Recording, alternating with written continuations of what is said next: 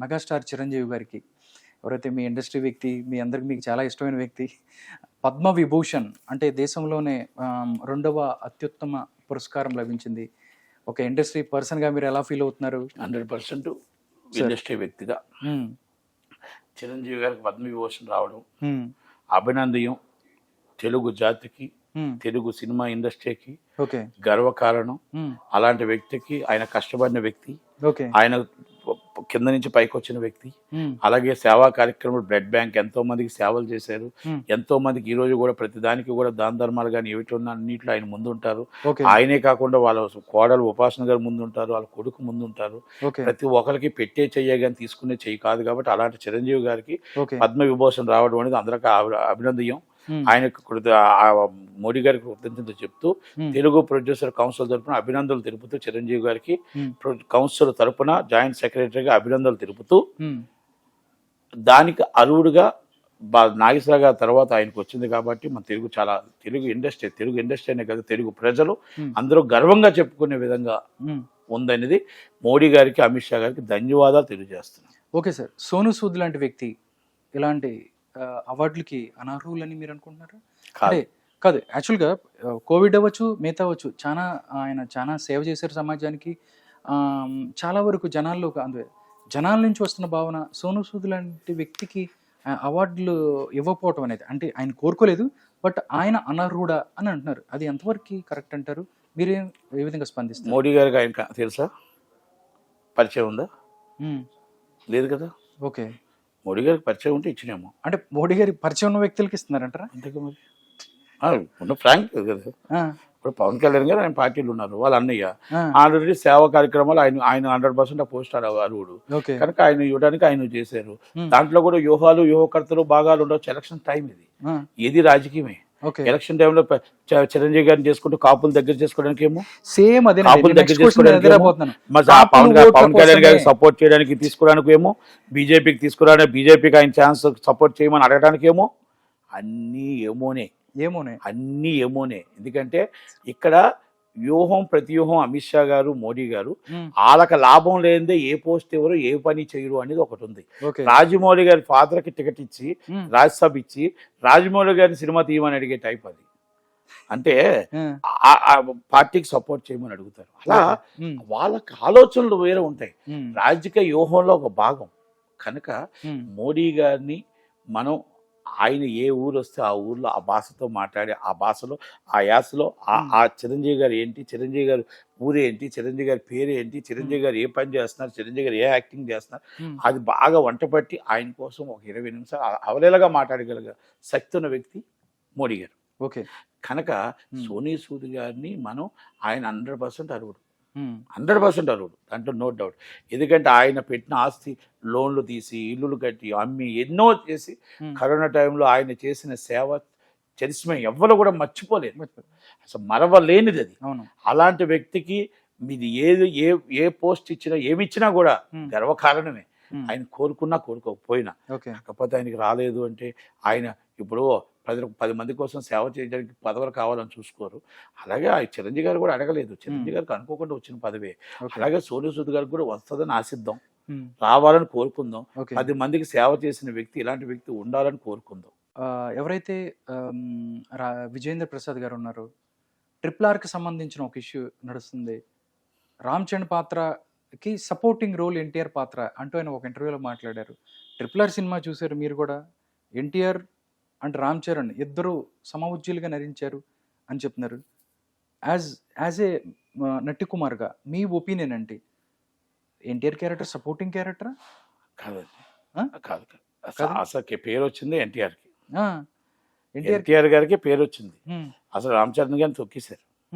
రామ్ చరణ్ గారు మొత్తం టోటల్గా తగ్గించేసి ఎన్టీఆర్ గారిని పెంచి ఆ క్యారెక్టర్ మొత్తం టోటల్గా చాలా అద్భుతంగా వచ్చింది. కాకపోతే ఏంటంటే రామ్ చరణ్ గారు చాలా బాగా యాక్ట్ చేశారు, కానీ ఆయన సపోర్టింగ్ క్యారెక్టర్ అనేది తప్పు. ఈక్వల్ క్యారెక్టర్స్ చేశారు. ఈక్వల్ క్యారెక్టర్లో నువ్వు నేను అన్నంత ఫైట్ చేశారు. కానీ ఎక్కువ నాకు తెలిసి అంటే ఉన్న ఫ్రాంక్ ఏంటంటే ఎక్కువగా ప్రాధాన్యత ఎన్టీఆర్ గారికి ఇచ్చారని నేను అనుకుంటున్నాను. నా అభిప్రాయం అది. నా అభిప్రాయం అది. అంటే ఎన్టీఆర్ ఫ్యాన్స్ ఎవరైతే ఉన్నారో సోషల్ మీడియా వచ్చు, మిగతా అన్ని చోట్ల మమ్మల్ని తక్కువ, అంటే ఆయనకి టైగర్కి సంబంధించిన ఫైట్ లేకపోతే కొమరం భీముడు లాంటి కొన్ని ఎలివేషన్స్ ఉన్న సీన్స్ ఉన్నమాట వాస్తవమే, కానీ మొత్తం త్రూ అవుట్ డామినేట్ చేశాడు రామ్ చరణ్ అన్న అన్న అన్న సందర్భంలోనే మాట్లాడుతున్నారు. రీలంతా మనం టోటల్ గా రీలంతా ఉండి టైం పాస్ చేసే బదులు ఒక సీన్ చాలు కదా, ఒక్క సీన్ చాలు కదా, సింగిల్ సీన్ తో మొత్తం చెదగొడిచాడు కదా. ఈరోజు ఏదైనా సరే ఏమైనా ఇద్దరు సరిజోడుగా చేశారు, పోటాపోటీగా చేశారు.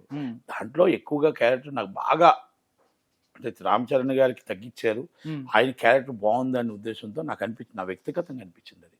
ఓకే, వ్యక్తిగతంగా సార్ ఒకటి మీరు తెలుగుదేశం పార్టీ జనసేన పార్టీ ఏదైతే ఉందో గెలవబోతున్నారు, పక్కన కూర్చోబెడుతున్నారు వైఎస్ జగన్మోహన్ రెడ్డి గారిని అని చెప్తున్నారు మీరు.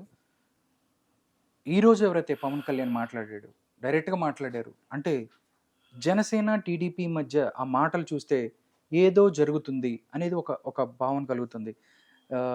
ఎవరైతే పవన్ కళ్యాణ్ గారు మాట్లాడుతూ నేను ముఖ్యమంత్రి అభ్యర్థి చంద్రబాబు నాయుడు గారే అనే లోకేష్ చెప్పినప్పుడు కూడా నేను సైలెంట్గా ఉన్నాను, ఆయనకి ఎంత ప్రెజర్ ఉందో నాకంతే ప్రెజర్ ఉంది అన్న మాటలను చూస్తుంటే పొత్తుకి బీటలు వారే అవకాశం ఉందా, లేకపోతే ఏం జరుగుతుందనేది వైసీపీ కాసుకొని కూర్చుంది. ఏం చెప్తారు దీని గురించి? సోషల్ మీడియా సృష్టి. అవునా? Social media direct Pawan Kalyan గారి మాటల్లో మీరు పైకి తీసుకుంటున్నారు, మీరు అన్ని మొత్తం పూర్తిగా తీసుకోవట్లేదు. పవన్ కళ్యాణ్ గారి మాటల్లో ఏం చెప్పారంటే చంద్రబాబు నాయుడు గారికి ఒత్తిడి ఉండి 2 సీట్లు ఆయన అనౌన్స్ చేయరు, కానీ పొత్తు ధర్మంగా అనౌన్స్ చేయకుండా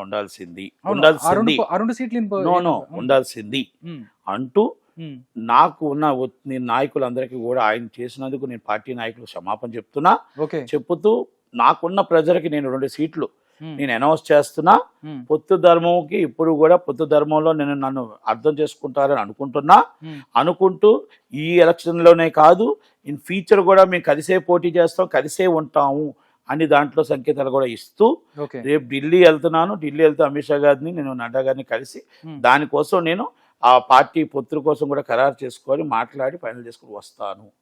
అంటే ఇక్కడ ఎక్కడా కూడా జనసేన టీడీపీ కలిసే పోటీ చేస్తాయి. చిన్న అభిప్రాయ భేదాలు ఉంటాయి. అభిప్రాయ భేదాలు మీరు ఇది ఒక స్కెచ్, వైసీపీ ఇస్తున్న స్కెచ్, ఆ స్కెచ్ లో మీరు పడవద్దు దయచేసి. కార్యకర్తలు టీడీపీ కార్యకర్తలు కానీ జనసేన కార్యకర్తలు కానీ ఆ స్కెచ్ లో మీరు పడవద్దు. ఎందుకంటే మీ సోషల్ మీడియాలో సృష్టి ఉదయం పెట్టిన 5 నిమిషాలకి వెంటనే మా సంబరాల రాంబాబు గారు అంటే అంబటి రాంబాబు గారు సన్ ఆఫ్ అంబటి రాంబాబు గారు వెంటనే వచ్చి తమ్ముడు పవన్ కళ్యాణ్ నేను ఎప్పుడో చెప్పాను పొత్తుల ధర్మే కదా, ఏ ధర్మం పాటించరని, కనుక ఇప్పుడు నీకు అర్థమైందా అని అడిగారు. అంటే వాళ్ళిద్దరూ విడిపోవాలని 1000 కళ్ళుతో వైసీపీ పార్టీ రెడీగా ఉన్నది. ఎందుకంటే వీళ్ళిద్దరూ కలయికలో ఆటోమేటిక్ గా ఓటమిని అంగీకరించారు జగన్మోహన్ రెడ్డి గారు వైసీపీ పార్టీ. మళ్ళా విడిపోతే మంచిది, విడిపోతే మాకు ఛాన్స్ ఉంది ఒక 5 సంవత్సరాలను ఆలోచనతో వెంటనే రెడీగా ఉన్నారు. కనుక జనసేన టీడీపీ కార్యకర్తలు చంద్రబాబు నాయుడు ఆదేశాలు పవన్ కళ్యాణ్ ఆదేశాలతోని దయచేసి ప్రతి ఒక్కరు కూడా గెలవాలి, గెలుపు ఓటు ఈజ్ వాల్యుబుల్. కనుక మీరు ఏ దాంట్లో వీళ్ళు వైసీపీ పెట్టిన ఈ కొంతమంది కోవిడ్లను వైసీపీ వాళ్ళు పంపిస్తున్నారు, వాళ్ళు పెడుతున్న గొడవలకి మీరు ఎవరో కూడా రెచ్చిపోకుండా ఇది 2 కలయికలతో ఉండి పార్టీని నడిపించి వైసీపీ పార్టీని గద్దె దించడమే మనం జయంగా నిలబడాలి తప్ప ఇలాంటివన్నీ కూడా మనం టీ కప్పులో తుఫాన్గా తీసివేయాలి. సోషల్ మీడియా ఎన్నో సృష్టిస్తారు వైసీపీ, ఆ వైసీపీ సృష్టికి మనం పడవద్దు.